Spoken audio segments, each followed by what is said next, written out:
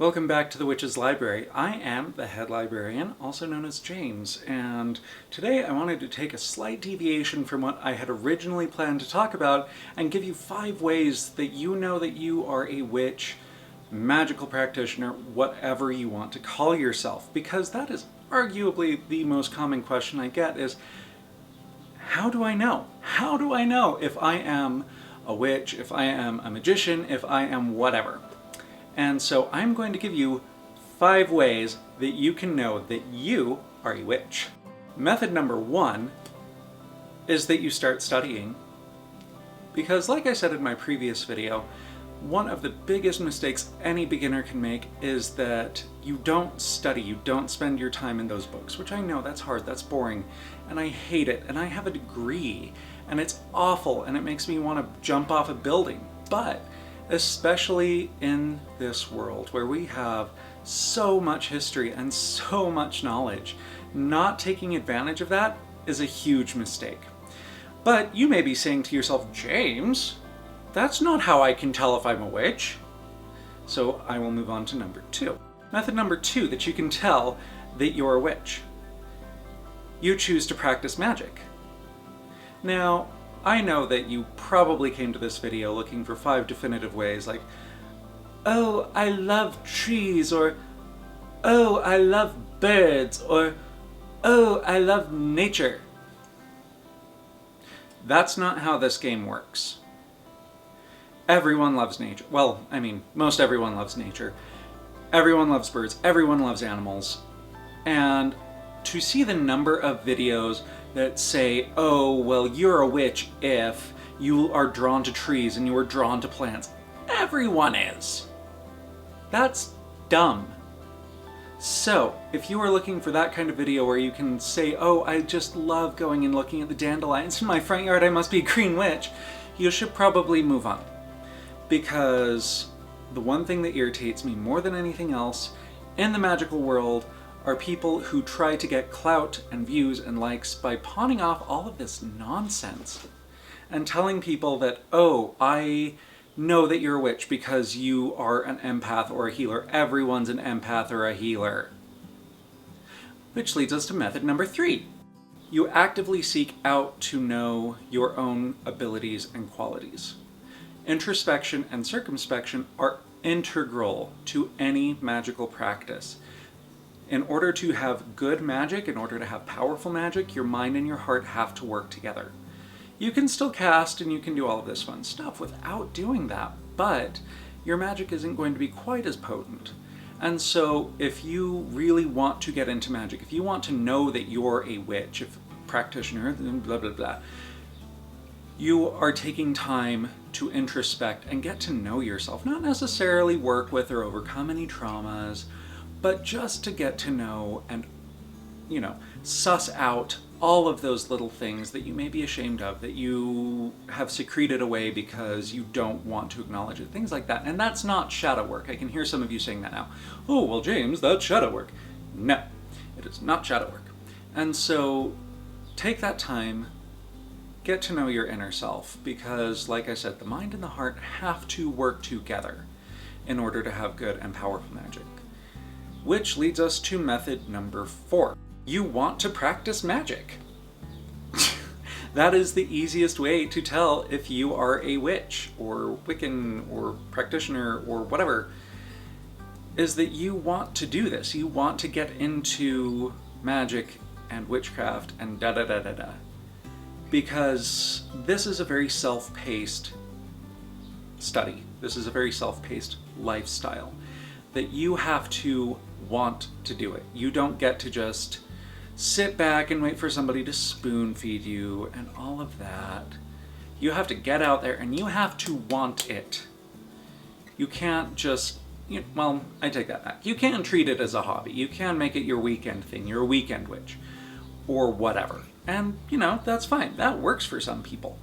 But for those who actually do want to connect with things to make this a lifestyle, you have to want it. Because you're going to be forming new patterns of behavior, new, what are they called? Habits. Haha. you're going to be forming new habits throughout this path, and you have to have the stick-to-itiveness, as my mom would call it, to actually make it through.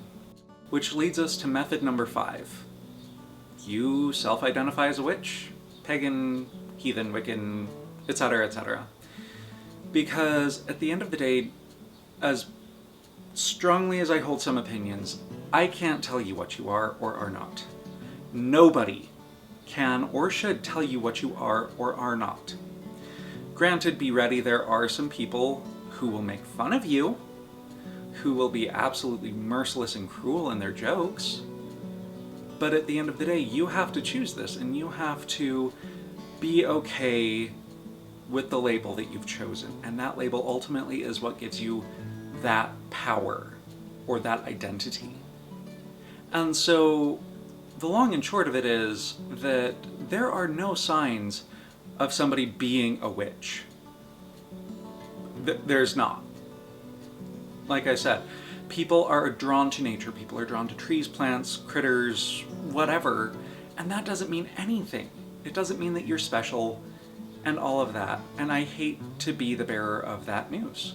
That magic, for all of its wonder, for all that it can allow you to do, is a tool, and that anyone can pick up. Magic is a tool that anyone can pick up. And there are those people who say, well, I am a traditional witch, and that makes me better. No, it does not.